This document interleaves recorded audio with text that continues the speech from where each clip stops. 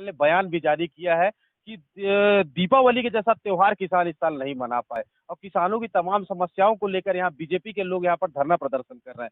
ये एक दिवसीय धरना प्रदर्शन है। इनसे जानते हैं किन मुद्दों को लेकर यह धरना प्रदर्शन किया जा रहा है। क्या नाम है आपका? समीरा पैकर। मैम, यहाँ पे किस चीज के लिए धरना प्रदर्शन है और क्या क्या मांग क्या है आप लोगों की? हम एक किसान हैं और हम किसानों को मुद्दा को लेकर के यहाँ धरने में बैठे हैं और एक दिवसीय धरना में यहाँ पे बैठे हैं। आज हम सोसाइटी है कोदवाही का, उसके सामने में धरने में बैठे हैं। अभी अभी एक किसान का पता चला है कि नाम रिजेक्ट कर दिया गया है। आज छत्तीसगढ़ में गांजा या अफीम चरस बेचने वालों का खुला खुला चल रहा है। कोई धरपकड़ नहीं है, कोई इतना फोर्स लगता ना एसडीएम का ड्यूटी लगता ना कलेक्टर का ड्यूटी लगता, किसी का ड्यूटी नहीं लगता। कांग्रेस सरकार है। आज किसान जो है दर दर अपना कमाया हुआ खून पसीने का धान बेचने में उनको पसीना आ रही है। न उनके लिए बारदाना है, न कोई व्यवस्था नहीं है। बेचारा धान तो वो उगा लिया लेकिन बेचे कहाँ? यहाँ पे तय कर दिए हैं कि एक दिन में हम इतना कुंटल धान लेंगे, उसका भी कोई तय नहीं है। बेचारा ऐसी स्थिति में आ गई है कि किसान करे तो करे क्या, फांसी लगाने की स्थिति में आ गई है। इस मुद्दे को लेकर के हम धरने में यहाँ उपस्थित हैं। और आज कांग्रेस की सरकार है जो 1 महीने बाद धान खरीदी चालू की है। पहले 1 नवंबर से होता था, 1 दिसंबर से किए हैं और 30 जनवरी तक बंद होना है। किसान अपना धान बेच नहीं पाएगा।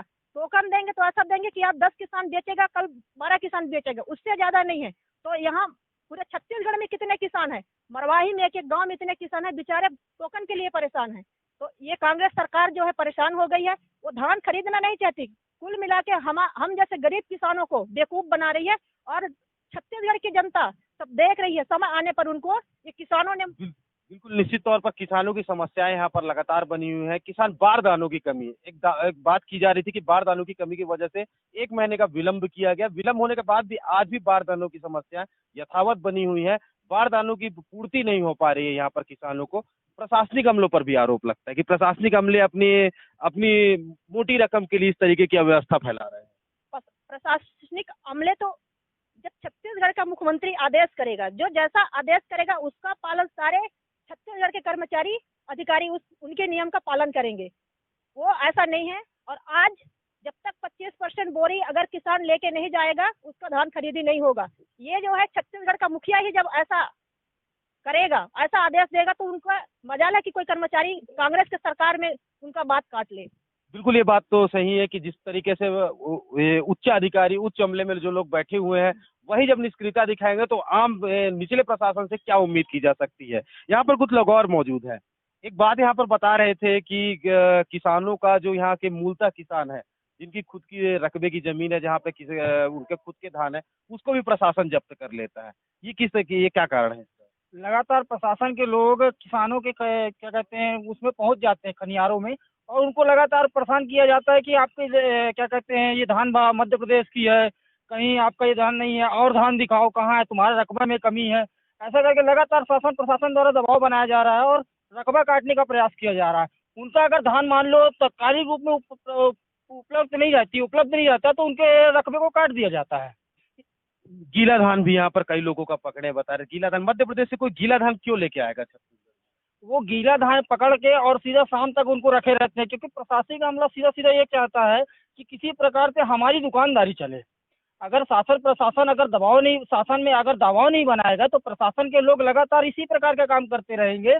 क्योंकि अगर कोई किसान लेके जा रहा है धान उसकी, तो भाई उसको प्रशासन को सुनना चाहिए कि भाई उसका क्या दिक्कत है, कोई क्या परेशानी है, लेकिन उसको दबाव बना के पैसा ले बैठने के चक्कर में उसको पेंडिंग कर दिया जाता है और फिर शाम तक उस किसान परेशान हो जाता है। फिर उसके बाद उनको धान लिया जाता है। जिला दंडाधिकारी यहाँ पर हैं, जिला बन चुका है। एक कयास लगाए गए थे लोगों को कि अब किसानों को, आम जन को सुविधाएं मिलेंगी। क्या सुविधा मिल पा रही है लोगों को? लगातार हमने भी यही अपेक्षा की थी कि जिला बनने से सारे लोग खुश हुए और हमारे प्रशासन हमारी बातों को सुनेगा, लेकिन जिस प्रकार से शासन और प्रशासन दबाव बना रहा है तो हमें नहीं लगता कि ये हम इससे खुश हैं। बिल्कुल, यहाँ पर और भी किसान मौजूद हैं। आप और समस्या है, पिछला मैं 70 क्विंटल धान बेचता था। अब इन साल क्या है कि 17 क्विंटल दिया था खाली और बाकी जीरो लिख दिया है।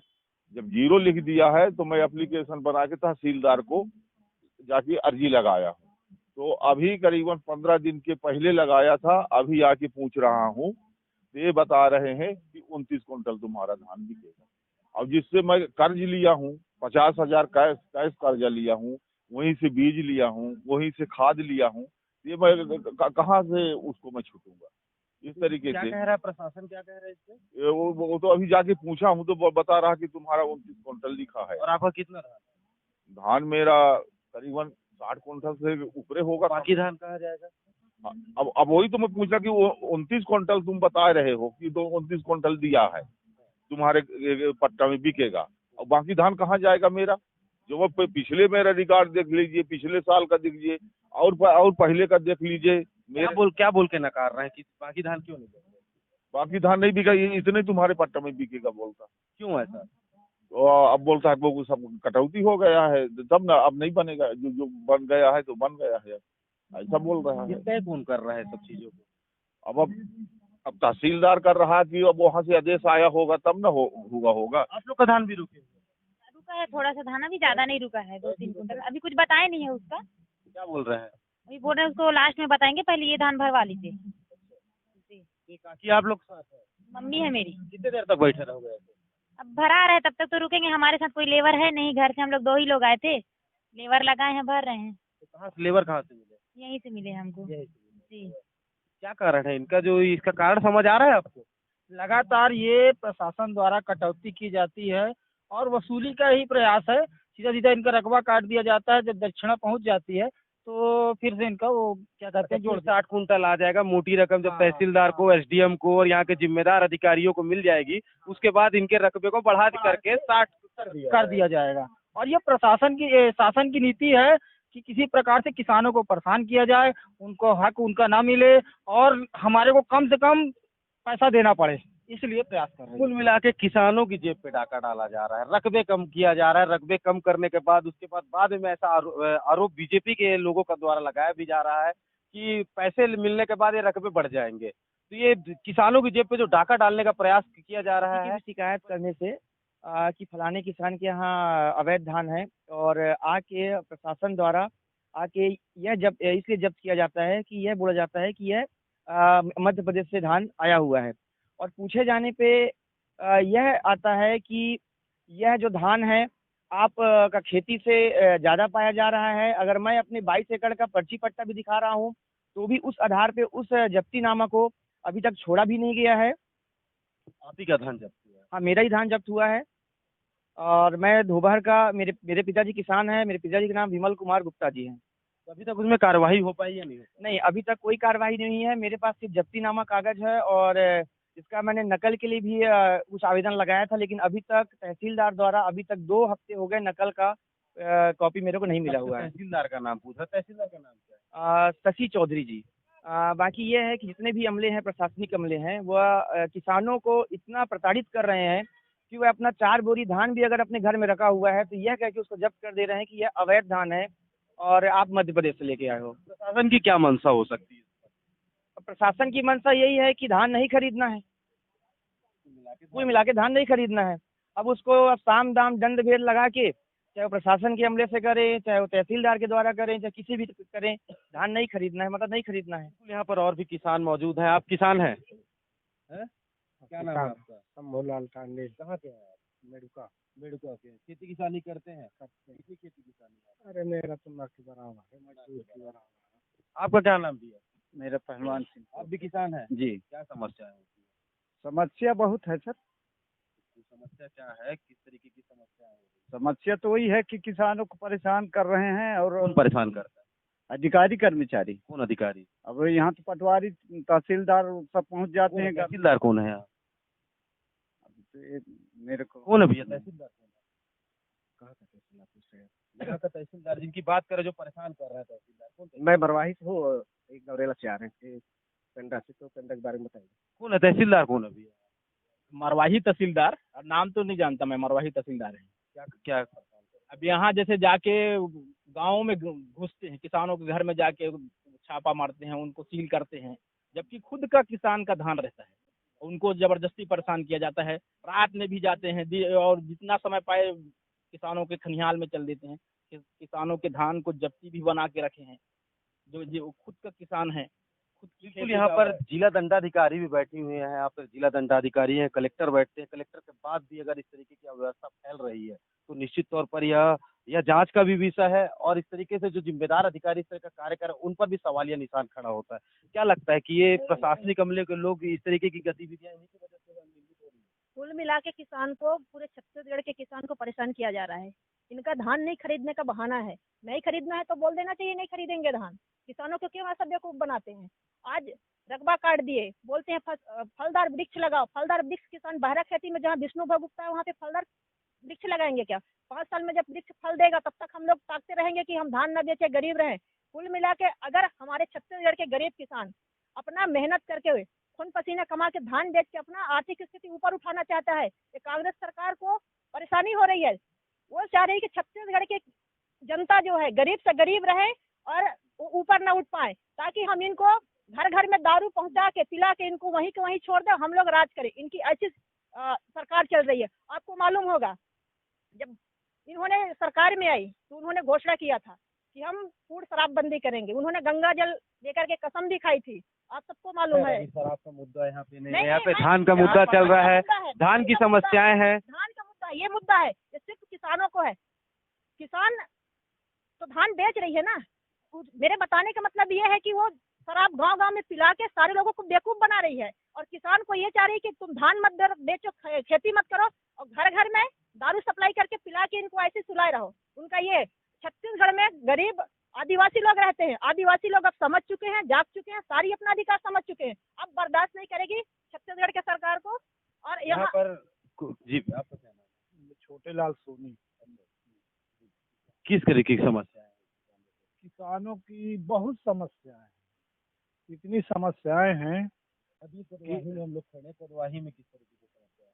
अब यहाँ समस्या यह है कि किसानों का जो धान है तो उसको यहाँ तक कि सुनने को मिला, अभी हम जाग तो नहीं देखे हैं कि उसको मतलब पानी में डुबा के और मतलब धान लिया जाए, जैसे मोट बदरा होता है धान, तो वो भी है। ये कौन डुबाता है पानी में?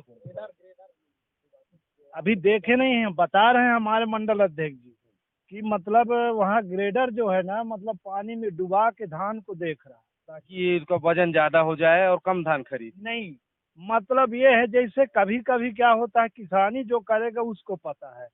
मोट बदरा होता है, बदरा धान तो फेंका गया, और जो मान लीजिए हरा रहता है वो थोड़ा मोड़ा सूख जाता है, तो सूखने के बाद उथला जाता है, तो उसको हम बदरा नहीं कह सकते। है, ये कांग्रेस की चाल है सरकार की। छत्तीसगढ़ में अजीत जोगी की सरकार थी, जब कांग्रेस की सरकार थी उन्होंने भी जब धान खरीदते थे किसान तो गिलास में लोटा में पानी, लोटा के पानी में डालते थे धान को, और उसमें से जो पानी ऊपर आ जाता था उसको धान उससे खरीदी नहीं होगा, ऐसा उनका कहना था। आज भी वो स्थिति आ गई छत्तीसगढ़ में, कांग्रेस की सरकार है, आज भी पानी में डुबा के धान खरीदी किया जा रहा है छत्तीसगढ़ में। अभी एक और परमाणु परीक्षण होने वाला है ये कांग्रेस सरकार के द्वारा किसानों के प्रति। राजीव गांधी किसान न्याय योजना, इसमें किसानों के साथ इतना बड़ा अन्याय होने वाला है इस सरकार के द्वारा, जिसकी कोई निश्चित तौर पर है। समस्याएं अनेक है किसानों की। जिस तरीके से यहाँ प्रशासनिक अमला लगाया गया है, यहाँ पर एसडीएम, तहसीलदार, पूरा पुलिस अमला लगा दिए। ये छत्तीसगढ़ का सीमावर्ती क्षेत्र कहलाता है, जहाँ पर गांजे से लेकर तमाम अवैध स्मगलिंग के सामान चलते हैं, लेकिन ये प्रशासनिक व्यवस्था वहां पर नजर नहीं आती। आज किसान यहाँ पर धान बेचने के लिए आए हैं, गरीब किसान है, 1 महीने बाद दिवाली के त्योहार के बाद अब धान बेच रहा है ताकि उसके जेब में थोड़ी सी रकम आ सके, वो अपने जीविकोपार्जन का साधन जुटा सके। उसके बाद आज यहाँ किसानों के साथ इस तरीके से व्यवहार भी किया जा रहा है और किसानों के साथ समस्याएं बनी हुई है। लेकिन जिला बनने के बाद एक जिला प्रशासन से उम्मीद की गई थी कि यहाँ पर किसानों के साथ होगा। यहाँ पर मंजू भैया भी जुड़े हुए हैं। भैया, क्या समस्या है यहाँ पर किसानों को लेकर? सबसे बड़ी समस्या तो बारदाने की है, जो राज्य सरकार के निकम्मेपन की वजह से केंद्र सरकार ने अपने तरीके से पूरी योजनाओं का क्रियान्वयन के लिए बोला, लेकिन भूपेश सरकार की हठधर्मिता कहें या उनका घमंड कहें, जो आज किसानों को रौंदने में तिलतुली हुई है।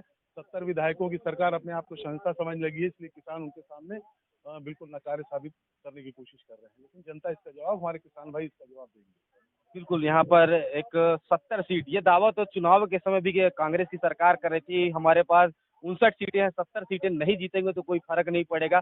यही बात यहाँ पर परिलक्षित होती भी नजर आ रही है। अब देखना होगा जिला प्रशासन और यहाँ प्रशासन किस तरीके से किसानों की समस्याओं को दूर करती है और किसान किस तरीके से अपना ध्यान बेच पाते हैं। Sushant Gautam, BBC news, Gaurela Pendra, Marwahi.